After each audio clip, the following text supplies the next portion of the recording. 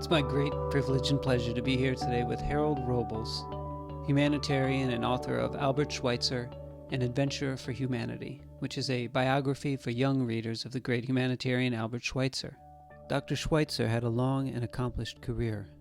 This biography, which is generously illustrated with rare photographs, tells the story of Schweitzer's early years in Germany, his renowned humanitarian efforts, the international work that led to his Nobel Peace Prize, and the ripple effects of his legacy into the 21st century. I'm going to ask Harold to share a lot more about Albert Schweitzer's life with us as we go on. But for the moment, I would just like to share some of Harold's own accomplishments.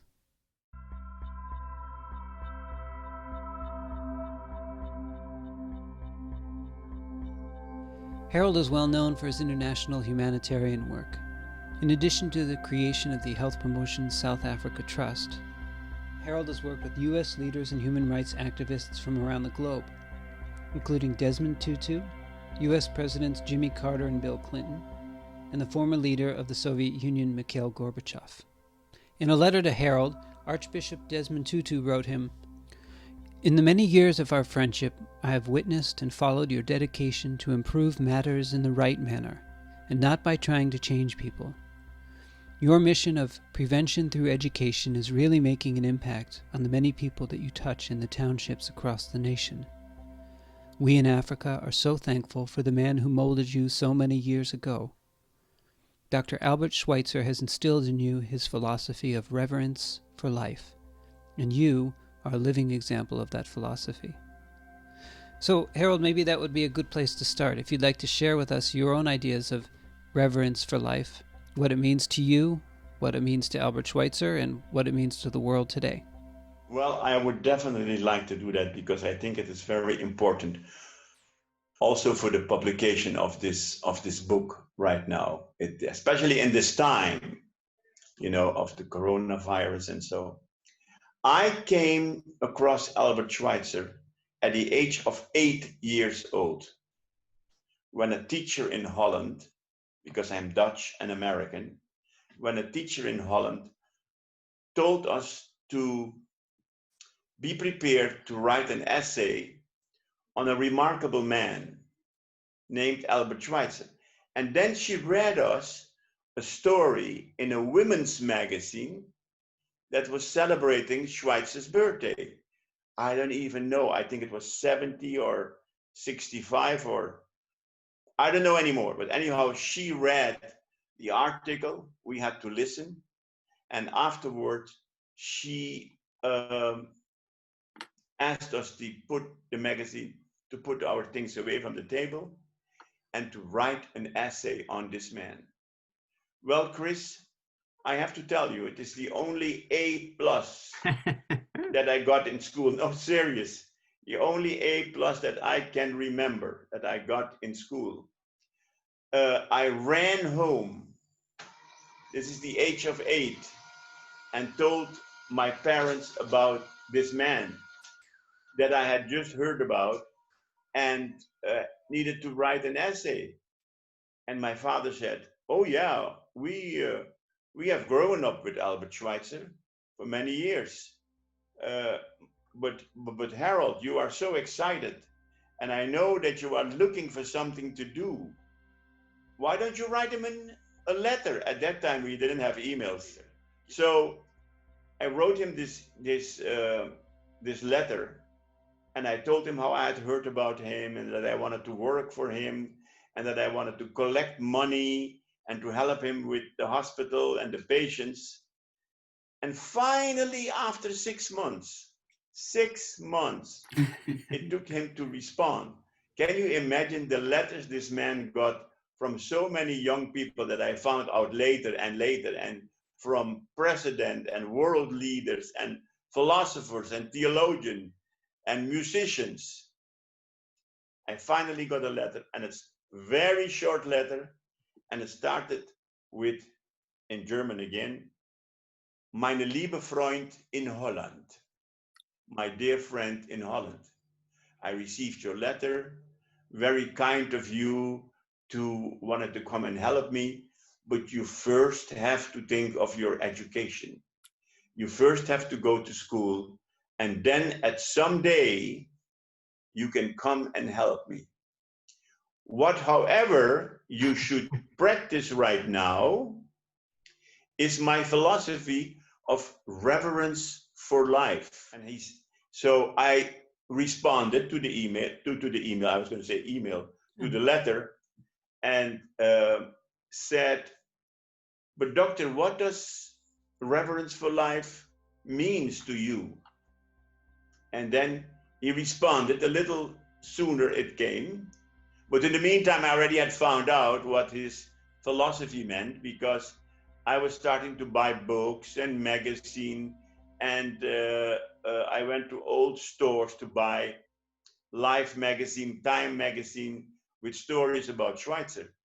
And I finally found out what Reverence for Life stood for him. And it was in German, and I will translate it into English. Ich bin Leben, das Leben will, inmitten von Leben, das Leben will.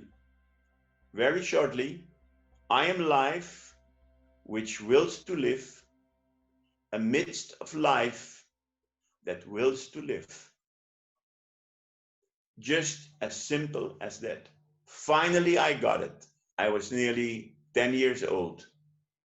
And I thought, this is exactly what I would like to do. Serving humanity in the fullest, and create an organization that would support his name, support his philosophy, support his who he was. And at a very young age, very, very young age, his daughter, Rena Schweitzer, who by the way wrote the preface to the book, said so beautifully, I remember talking to Harold's mother when she told something like that, when she told me, I have lost my son to your father at the age of 10. My mother was sure. My mother was the only one who could see right through to me that what I wanted to do,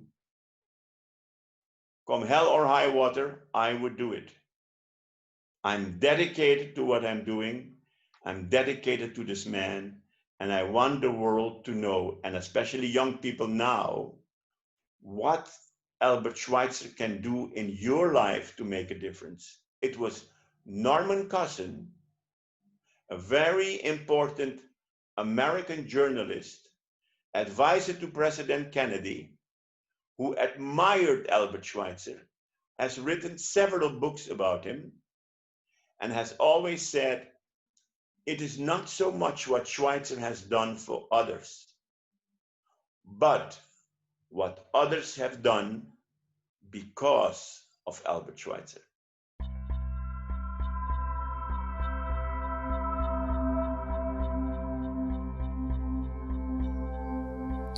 Can you tell us a little bit about the young Albert Schweitzer? I think in the book you share a story of Albert and a slingshot. An amazing story. He was invited by his friend, a village boy. Don't forget, Schweitzer grew up in Günzbach, which is a village of about 500-600 people. His father was the minister of the church, and Schweitzer was every Sunday in church. And when his legs were long enough, he was able to replace the organist in the church, because he was already very involved in music. So his friend invited him on a Sunday, even on a Sunday, to come and bring his slingshot and shoot birds, because they were singing so beautiful in the sky while the bells were ringing and the organ was playing. And Schweitzer went out with him, wanted to show his braveness, that he was also a very, he could do it as well. He was also a big boy. And then he was ready to aim. And at that moment, the church bells were ringing. and something went to Schweitzer's mind. Oh my God, I'm killing birds. I'm killing a messenger from God just because out of fun.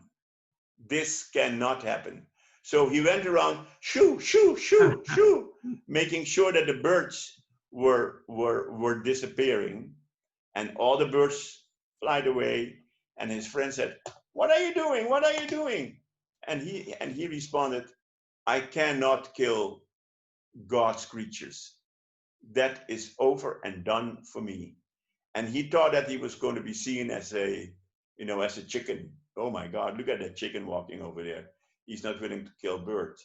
That was the beginning when his friends also realized that something had changed with young Albert.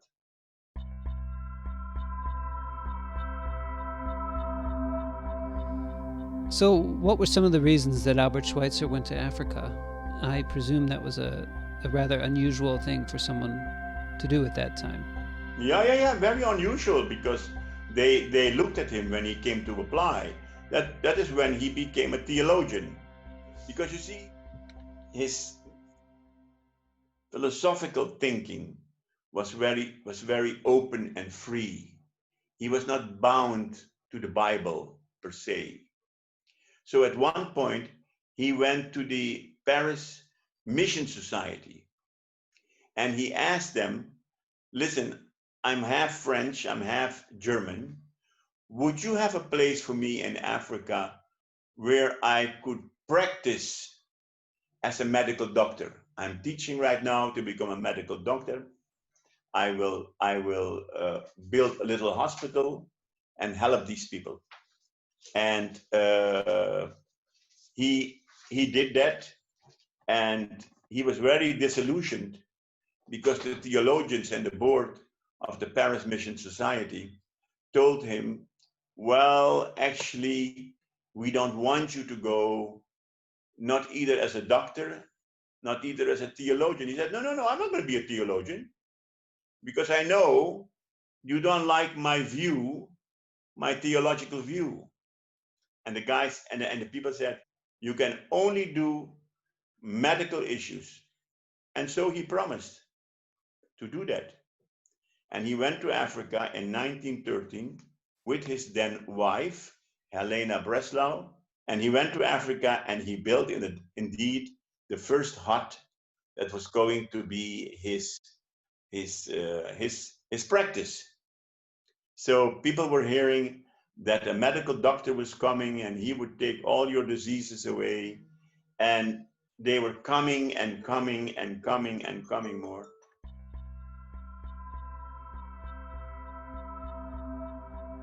In 1952, he received the Nobel Peace Prize. And of course, with a lot of money. He's the only Nobel Prize winner who asked the committee if he could come 2 years later to receive the prize, because he was too busy to building his chicken coops and this extension to his hospital, and because he had no time. But if they could please send him the money in advance before coming and picking it up in Oslo, because he had this dream of building a leprosy hospital.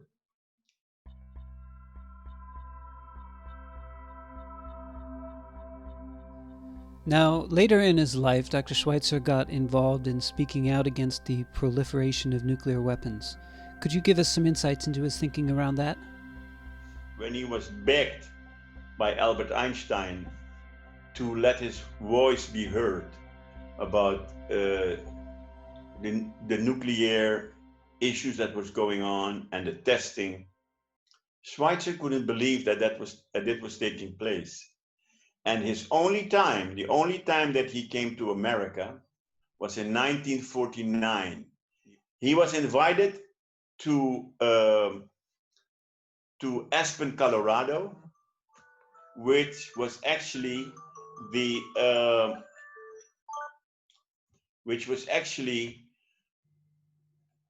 in Aspen. They created the Aspen Institute of Humanities.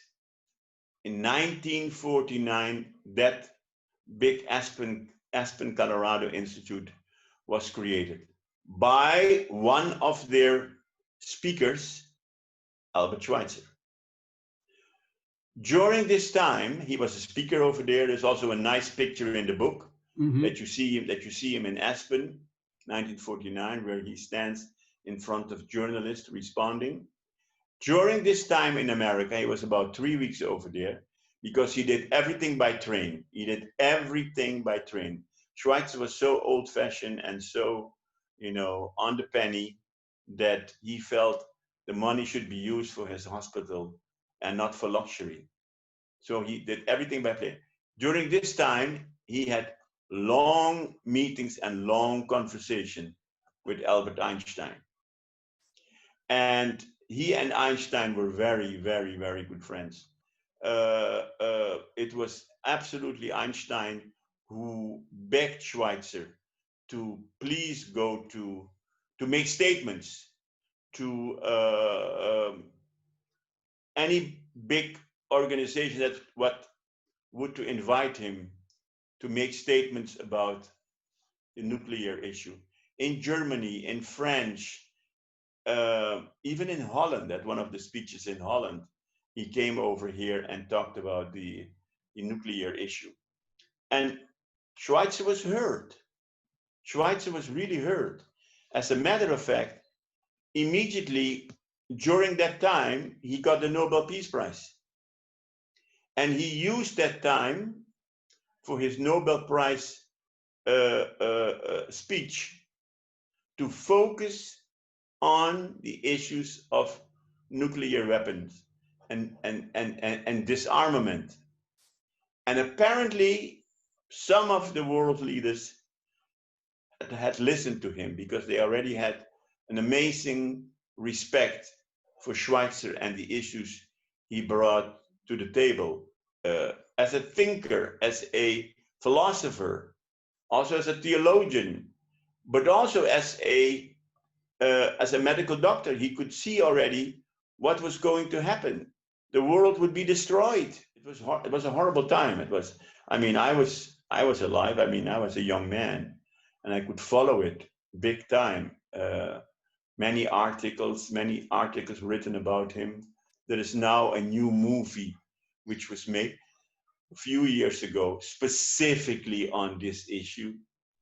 It is called Albert Schweitzer, a medical doctor in Africa, something like that, with a Dutch young man playing Schweitzer.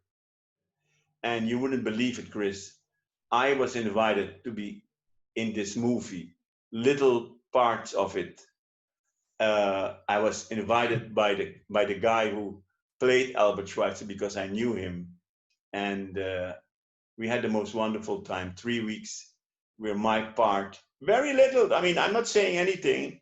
You could only see me in my green operating shirt. And but it was an amazing time. You didn't just write the book, you've also been really involved in a bunch of projects over the years, some human rights activities, your most recent, the Health Promotion South Africa Trust. Would you like to talk about some of that a little bit? Yeah, Health Promotion South Africa Trust is about 15 years old now. It was created in South Africa at the request, actually. Desmond Tutu, the Archbishop of South Africa, asked me if I could help him to create an organization that would help to teach midwiferys on how to prevent mothers being pregnant with HIV and AIDS. Yeah. And we did it at his alma mater on the Eastern Cape of South Africa, at the Fort Hare University. They had a little midwifery hospital and a training and a little midwifery and a little, not only midwife, but general nursing school. And it happened over there, Chris, and it grew overnight. It was on that campus that we were able, Tutu was there, that we were able to create the South Africa Midwifery Society. It was easy sailing. We created it. And then he said, man, why don't you stay here and create more of these, these teaching centers? And that became the Medical Knowledge Institute, because we're not only focusing on HIV and AIDS, but on all diseases that can be preventable through education. So, as I understand it, individuals will come in for training, and then they'll take what they've learned back to their townships or to wherever they go. But not only on PMTCT, but also on issues like, let's name it by name, diarrhea. Why does my child die of that diarrhea? How can we rehydrate the child? That is a workshop. Why does my child have to have children at the age of 12? What is missing over there? Education. If you educate them well, they know what to do. Breast cancer, you can teach them how to do self-examinations. All these diseases can be solved through education. Very simple. And there are so many, you wouldn't believe how many diseases can be eliminated if we use education. That is exactly what we do. So you could easily say that Schweitzer's example has spread far and wide. You got it. Absolutely. We are teaching between 15 and 20,000 predominantly women every single year. Because these young women want the education. They want to save their family. They want to save their community. But they're not getting it. And we are giving it free of charge.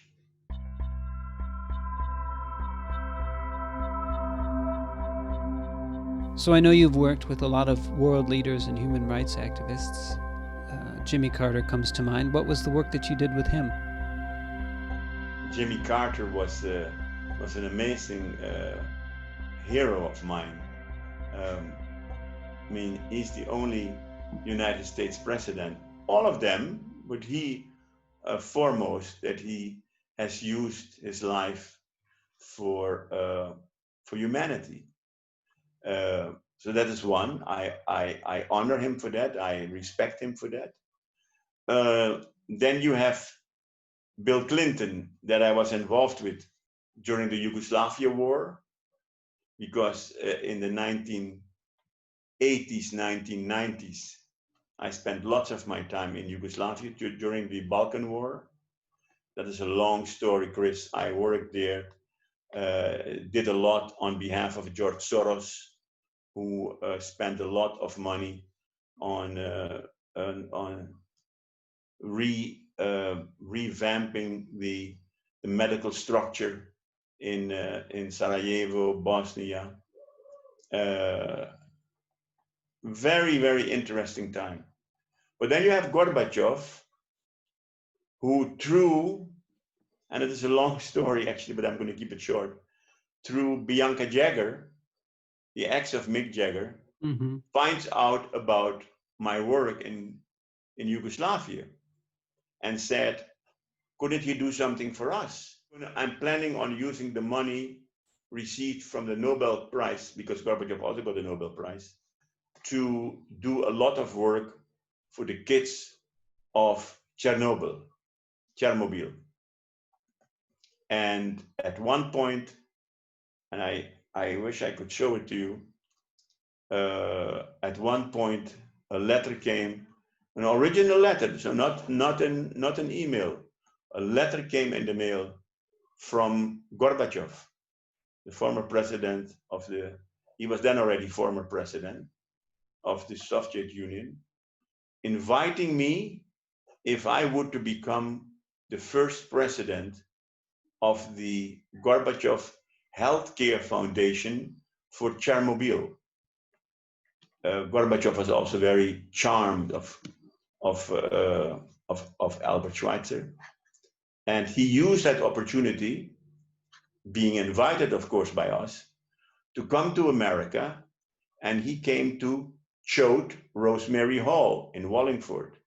And he came to Choate, and in the middle of his conversation and me being on stage with him, he said, Harold and I came to decision today that he would take the position of president of the first Gorbachev Foundation for the Children of Chernobyl. So that was a perfect start. We traveled a lot together in America, in Holland, and did a lot of fundraising. And I went twice at his request, invitation at his request, to Chernobyl, which my family hated it because it was still very dangerous. But I felt in that kind of a position, I needed to go and see with my own eyes what was being done over there. So I did that with an enormous amount of pleasure and honor. Mm-hmm. We don't see him as that hard man that we normally see on television, but a soft man who has a good heart and also willing to serve humanity. You've really seen and done quite a lot, haven't you? And I really enjoyed every second of it. I had the most amazing 72 years of my life that I could say, I go in peace.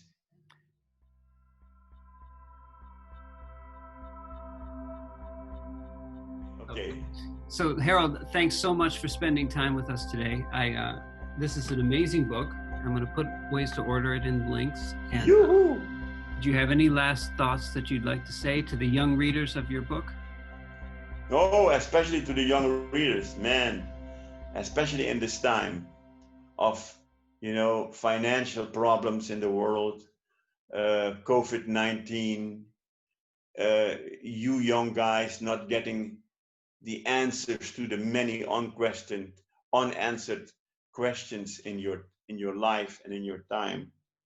Please look for somebody who can mold you, who can help you to find the answers that you are looking for. And maybe Schweitzer is one of them. And maybe your school teacher is one of them. And maybe your priest is one of them. Try to find them. They might be already gone out of your life, but think about what they have brought for value into your life so that you can look at them and try to find them, and they could be your solution. Albert Schweitzer has been mine. Read this book, you will find out how. Thank you so much, Harold. I think that you have been an inspiration for a lot of people too, and best of everything to you. Thank you very much, Chris. Thank you very, very much. I really appreciate this.